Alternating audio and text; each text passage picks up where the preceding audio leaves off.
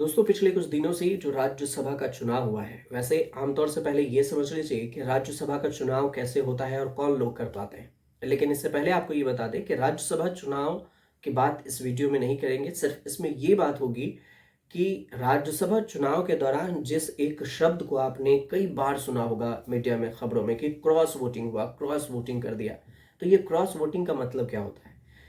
Cross voting कौन कर सकता है और इसके बाद उस विधायक पर क्या कुछ एक्शन लिए जाते हैं, सिर्फ यही सवाल को इस वीडियो में समझने की कोशिश करेंगे। सबसे पहले समझते हैं ये कि ये जो राज्यसभा का चुनाव हुआ है, ये राज्यसभा का चुनाव कितने सीटों पर हुआ था। तो ये जो चुनाव थे, 37 राज्यसभा के सीटों पर चुनाव हुए। 10 राज्यों की 37 राज्यसभा की सीटें थी। लेकिन सबसे खास बात यह हुई इसमें, दिलचस्प बात, कि 37 में से 26 सीट पर निर्विरोध जो लीडर थे वो चुन लिए गए, राज्यसभा के सांसद चुन लिए गए। बच गए 11। अब 11 के लिए पक्ष और विपक्ष के बीच में रस्साकसी मिली और उसके बाद इस पर वोटिंग हुई, जिसमें बिहार, उड़ीसा, हरियाणा, इन तीनों जगह पर वोटिंग हुई। बाकी जगह पर जो निर्विरोध चुन लिए गए थे। तो इसमें जो बात आई एक क्रॉस वोटिंग की। सबसे पहले समझिए कि राज्यसभा में वोट कौन करता है। ऐसा नहीं है कि जैसे लोकसभा के सांसद आपके होते होंगे, आपके क्षेत्र के जो सांसद हैं, कि वो जनता के वोटिंग के द्वारा चुने जाते हैं। लेकिन इसमें ऐसा बिल्कुल नहीं है। इसमें क्या होता है कि जो विधायक होते हैं, आपके जो क्षेत्र के विधायक होंगे, वो सारे विधायक मिलकर वोटिंग करेंगे। और इसमें एक नंबर होता है, जैसे हर स्टेट के लिए अलग अलग होता है। जैसे बिहार के लिए एक राज्यसभा का सांसद अगर चुना जाएगा तो उसमें 41 होगा। मतलब कि कुल विधायकों की संख्या से इसको कैलकुलेट किया जाता है कि कितनी सीटें होनी चाहिए। तो इसमें से 5 राज्यसभा की सीटें बिहार में थी, यही उड़ीसा में 4 थी, हरियाणा में 2 अभी। तो इसमें क्या हुआ, अभी जो चुनाव हुए उसकी बात कर रहे हैं, तो इसमें क्रॉस वोटिंग की बातें आने लगी। क्रॉस वोटिंग का सीधा तौर से मतलब ये होता है कि जब किसी भी राजनीतिक दल की पार्टी आधिकारिक उम्मीदवार, जो कि पार्टी के तरफ से जो उम्मीदवार घोषित किए गए हैं, उन उम्मीदवारों को छोड़कर वो दूसरे पार्टी के उम्मीदवार को जब वोट कर देते हैं, सपोर्ट कर देते हैं, तो ऐसे इसी प्रक्रिया को क्रॉस वोटिंग कहा जाता है। और अगर आपको इसे और भी आसान शब्दों में समझना है तो समझिए कि पार्टी की तरफ से, जिस पार्टी के भी हैं विधायक, उस पार्टी के तरफ से जारी व्हिप यानी कि नोटिस, इस नोटिस के खिलाफ जाकर किसी दूसरे खेमे, दूसरे पक्ष के जो उम्मीदवार हैं उसको वोट दे देना, ये कहलाता है क्रॉस वोटिंग। अब इसमें यह आता है कि मान लीजिए कि क्रॉस वोटिंग तो हो गई है, तो राज्यसभा सीट के लिए चुनाव की जो प्रक्रिया है वो तो हो गई है। लेकिन इसमें सबसे बड़ी बात यह है कि क्रॉस वोटिंग करने वालों जो विधायक हैं उसके लिए नियम क्या है। तो देखिए, ये एक कानूनी पेंच है। राज्यसभा चुनाव में विधानसभा या लोकसभा से चुनाव से ये अलग होता है और इसमें एक्शन लेने के लिए नियम है। लेकिन कानून क्या है, इसमें यह भी है कि क्या दल बदल कानून का इसमें इस्तेमाल किया जा सकता है। तो आपको एक कानून याद दिलाते हैं। सुप्रीम कोर्ट में एक केस आया था, कुलदीप नायर बनाम भारत संघ 2006 में। इस मामले में कार्रवाई जो फैसले के अनुसार से राज्यसभा चुनाव में पार्टी व्हिप उल्लंघन करने पर विधायक पर 10वीं अनुसूची यानी दल बदल विरोधी कानून के तहत अयोग्यता की कार्रवाई तुरंत नहीं की जा सकती है। इसका मतलब है कि क्रॉस वोटिंग करने वाले विधायक की सदस्यता इसलिए रद्द नहीं होगी क्योंकि उसने दूसरे को वोट दिया है। तो दल बदल कानून का अप्लाई नहीं हो सकता। हाँ, इतना हो सकता है कि पार्टी अपने विधायकों को सस्पेंड कर दे, जो कई जगह पर देखने को भी मिले हैं। अब इसमें आते हैं open system, open ballot system.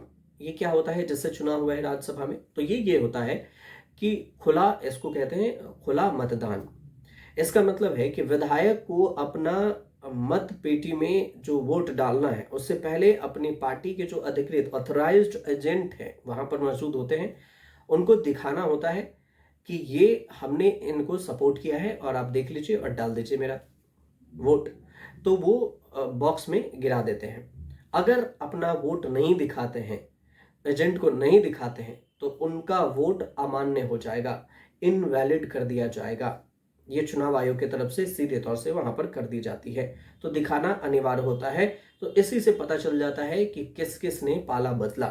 अब पाला बदलने वाले जो एमएलए है उस पर पार्टी एक्शन के लिए जो देखिए हमने बताया था सस्पेंड कर सकते हैं। दल बदल का आधार नहीं किया जा सकता है इसमें, कानून में व्हीप का उल्लंघन करना मतलब सस्पेंड हो सकता है, नेताओं के भविष्य पर हो सकता है, लेकिन अब दल बदल कानून इस पर लागू नहीं होगा। राज्यसभा सीट के लिए जो चुनाव की प्रक्रिया है उसमें जो एक पर्ची दिए जाते हैं उसमें 1 2 3 4 सीनियरिटी के हिसाब से और उस पर नंबर लिखा होता है कि आप पहले किसको, दूसरे, तीसरे, चौथे किसको देंगे वोटिंग, और फिर जाके वो जो टोटल वैलिड वोट होता है उसको जोड़ा जाता है, फिर से उसमें नंबर निकाला जाता है कि आखिर किसको कितनी सीटें मिली है, बहुमत के आंकड़े को छू पाए हैं सांसद या नहीं।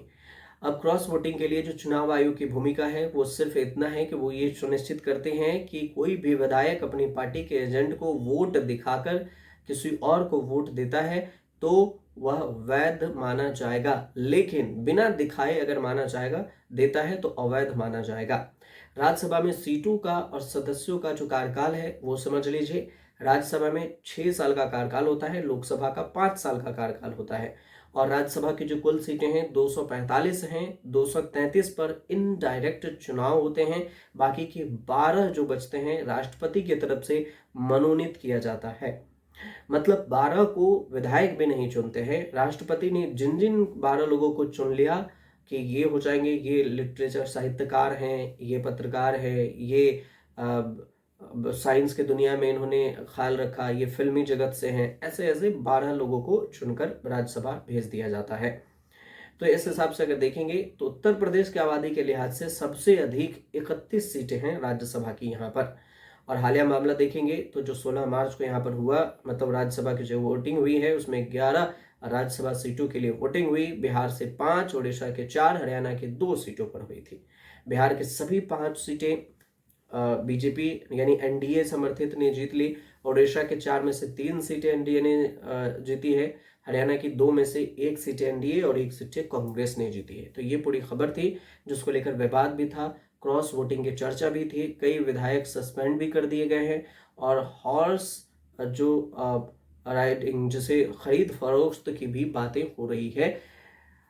पक्ष पर विपक्ष आरोप लगा रहा है कि वो खरीद फरोख्त किया है और इसको लेकर विवाद थी।